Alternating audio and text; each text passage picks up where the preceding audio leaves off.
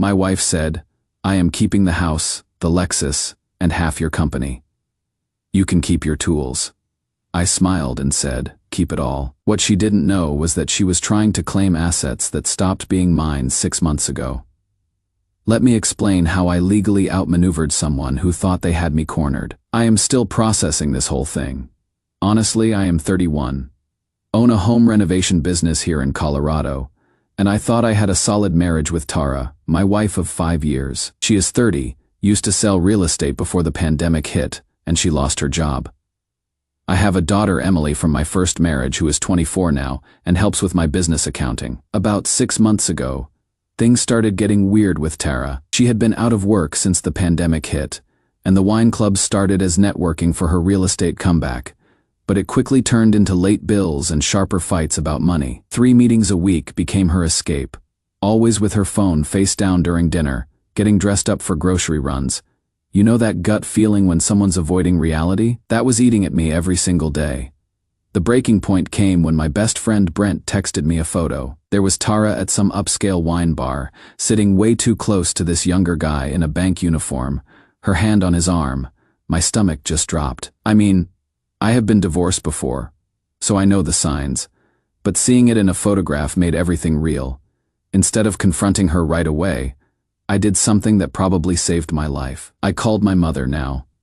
My mom Diane is 75 but sharp as a tack. She used to work as a financial controller and still has that no-nonsense attitude about money and people. When I told her what was happening, she didn't even pause. "John," she said, "if you think she is planning something, then you better plan faster."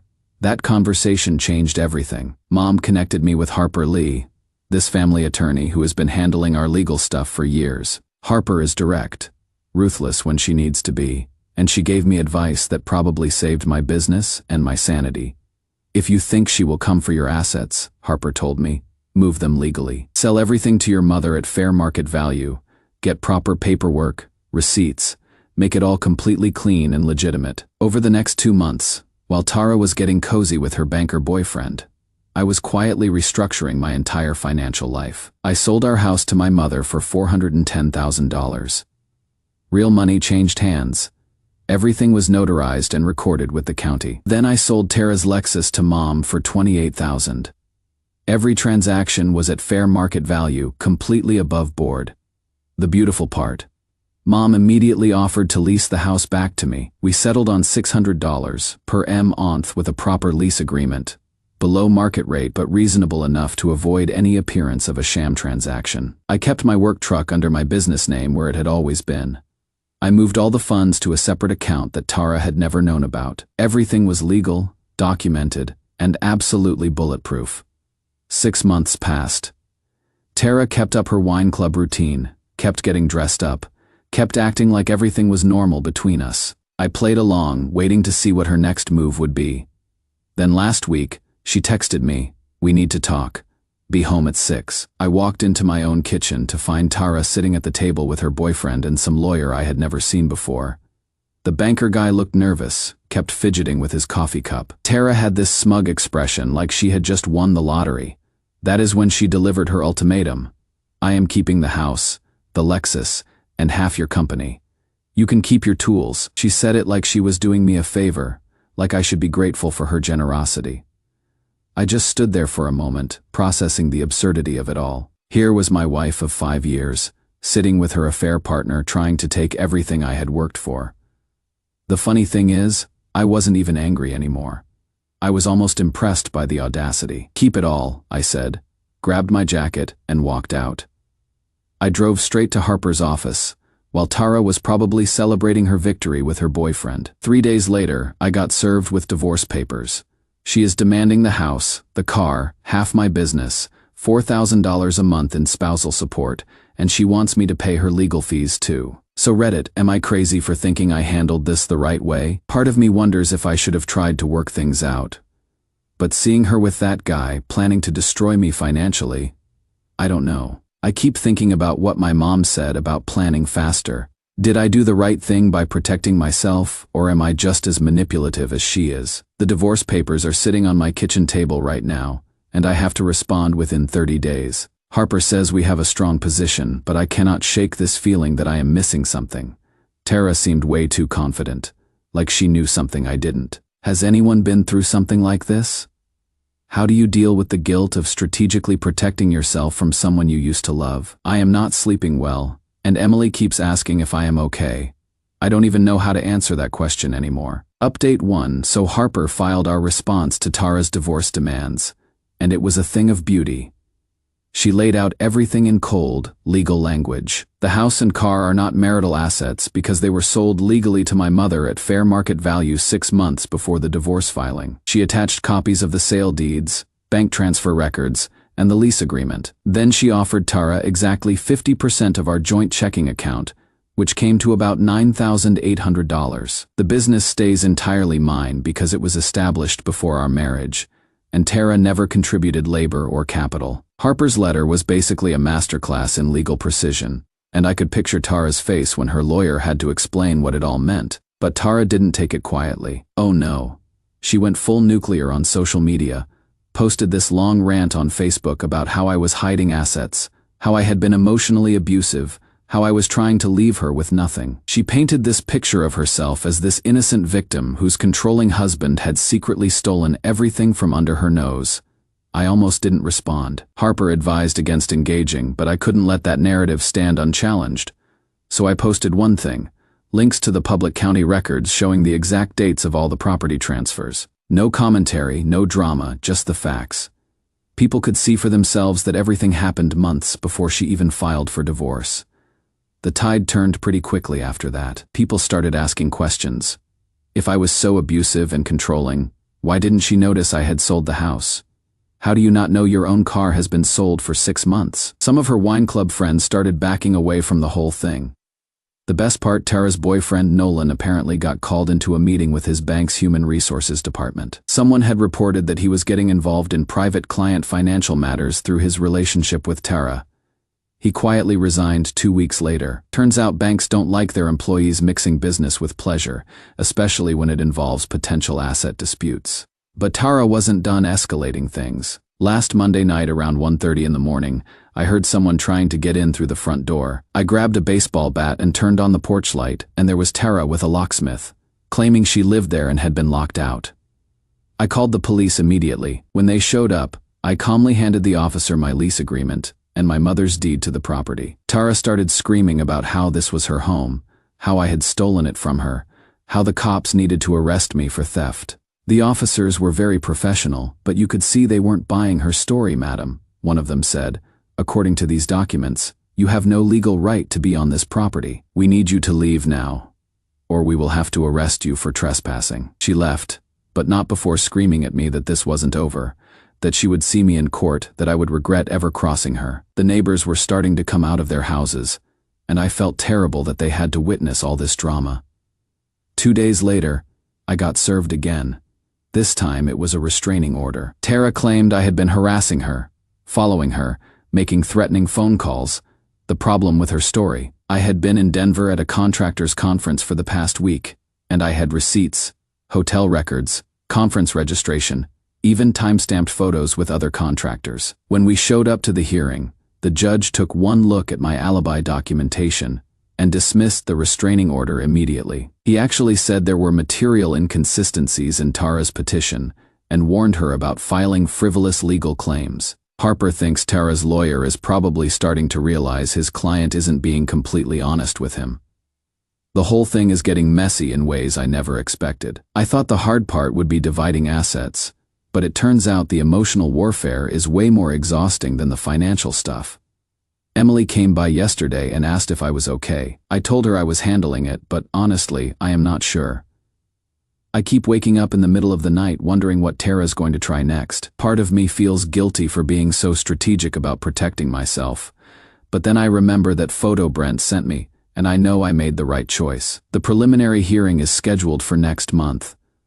Harper says we are in good shape, but Tara keeps surprising me with how far she is willing to go. I never thought someone I lived with for 5 years could become this vindictive. Is it normal to feel sad about that, even when you know you are doing the right thing? Update 2. So the hearing was scheduled for 10 this morning. I showed up with Harper, all our documentation organized in these neat folders, feeling as prepared as we could be. Tara walked in, wearing all black like she was going to a funeral, looking pale and defiant. Her boyfriend Nolan was nowhere to be seen, which Harper said was probably smart on his part. Judge Carter is this seasoned guy, probably in his 60s, who has clearly seen every type of divorce drama you can imagine. He had this expression like he was already tired of whatever was about to unfold in his courtroom. Tara's lawyer started off by accusing me of fraudulent asset transfers, claiming I had hidden property from my wife in anticipation of divorce. He made it sound like I was some kind of criminal mastermind who had been planning this elaborate scheme for years. Then Harper stood up, and I swear the temperature in the room dropped 10 degrees. She laid out our timeline with surgical precision. Sale contracts, bank statements, notary records, county filing dates, everything documented down to the hour. She showed that every single transaction happened 6 months before Tara ever filed for divorce. Your Honor, Harper said, these weren't hidden transfers. They were legitimate sales at fair market value with proper documentation. If Mrs. Merritt was unaware of these transactions, that speaks to her level of involvement in her own household finances, not to any fraudulent activity by my client. Judge Carter started asking Tara questions directly, and that is when things got really interesting. Mrs. Merritt, did you know your husband sold the family home to his mother? Tara shifted in her seat.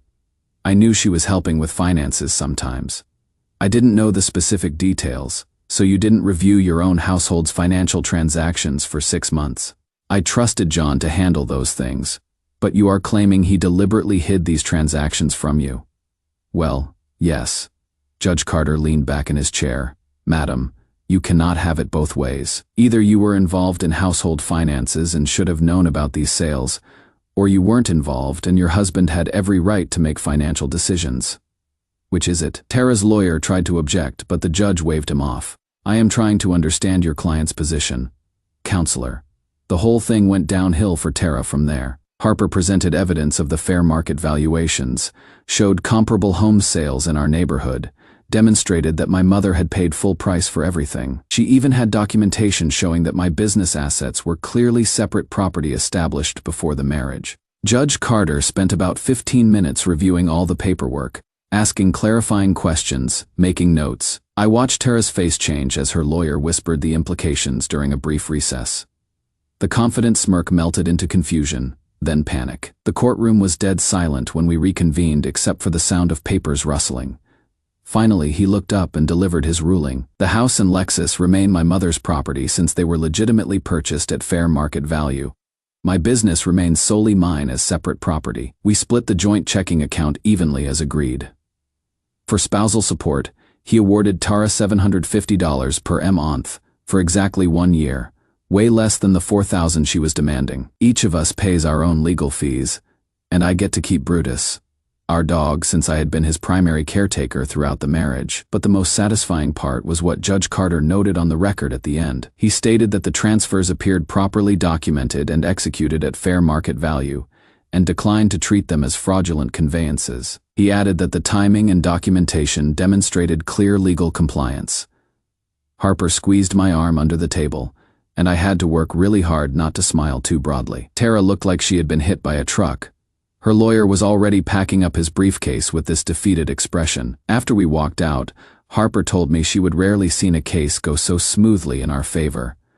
Your mother's documentation was perfect, she said, and your ex-wife's credibility issues didn't help her case at all. I am driving home now to a house that is officially mine again, thinking about how different things could have been if I hadn't listened to my mother's advice 6 months ago. If I had tried to handle this emotionally instead of strategically, Tara probably would have taken everything. I know some people might think what I did was manipulative or cold, but honestly, I protected myself from someone who was planning to destroy me financially while carrying on an affair. I don't feel guilty anymore. I feel relieved. The divorce should be final in about 6 weeks. Emily's coming over tonight to celebrate with takeout and a movie. Brutus is already back to his normal routine, sleeping on the couch like none of this drama ever happened. Maybe that is the right attitude to have.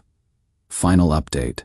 Hey Reddit, I know it has been a while since I updated you all on my divorce situation, but I wanted to share how everything turned out because so many of you followed this story and gave me support when I really needed it. The divorce finalized in February, exactly as Judge Carter ruled. Tara got her $750 per month for the year, which ends next month, and then we will be completely done with each other financially. She moved to Arizona about 4 months ago, renting some small apartment in Phoenix. I heard through mutual friends that she tried to reconnect with Nolan, but apparently he is dealing with his own problems now. The bank investigation into his conduct resulted in some kind of professional sanctions, and he is struggling to find work in finance. My mother offered to sell the house back to me for the original $410,000 she paid, even though the property's worth well over $500,000.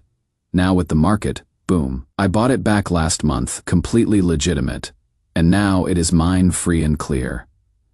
The irony isn't lost on me that I ended up with more equity than I started with. I have been spending my evenings remodeling the place, which has been therapeutic in ways I didn't expect. Ripped out the old kitchen where Tara delivered her ultimatum, installed new cabinets myself, built a deck off the back where Brutus likes to lie in the sun. There is something satisfying about creating something new in a space that held so much tension. Business has been better than ever. Emily's taken on more responsibility with the accounting and client management, and we have had to turn down work because we are booked solid through the fall. Having that stability removed so much stress from my life. I actually enjoy going to work again, instead of dreading what I might come home to. A few weeks ago, I got a postcard in the mail postmarked from Phoenix. No return address, just Tara's handwriting. You won. Hope it was worth it. I looked at it for maybe 30 seconds, then put it in a drawer with the rest of the paperwork from this whole mess. The thing is, I don't feel like I won anything. I feel like I survived something that could have destroyed me. There is a difference there that I am still working through, probably with more therapy sessions than I care to admit. I have started dating casually again. Nothing serious. Just coffee dates and dinners with women who make me laugh, and don't immediately start asking about my assets. It is nice to remember what normal conversation feels like, what it is like to trust someone enough to share a meal without wondering what they are planning. Emily asked me last week if I regret marrying Tara in the first place, and I had to think about that for a long time. I don't regret it. Exactly. For a few years there, we were happy, or at least I thought we were. But I learned something about myself through this whole process. I learned that protecting yourself isn't the same thing as being selfish, and that sometimes love means recognizing when someone is trying to hurt you. The final legal bills came to about $15,000, money well spent considering what I could have lost. Harper sent me a card when everything was finalized that just said well played. I am keeping that one too. I want to thank everyone who commented on my posts, especially those of you who shared your own stories about protecting yourself during divorce. Reading about other people who had been through similar situations helped me realize I wasn't crazy or vindictive for planning ahead. Sometimes you have to be strategic about your own survival. These days, I wake up in my own house, take Brutus for a walk through the neighborhood, and go to work building things with my hands. It is a simple life, but it is mine, and nobody can take it away from me because I am not letting anyone get close enough to try. I didn't ruin Tara's life. I just stopped letting her ruin mine. Sometimes peace of mind really is the best kind of revenge, even when it doesn't feel like revenge at all. It just feels like finally being able to breathe again.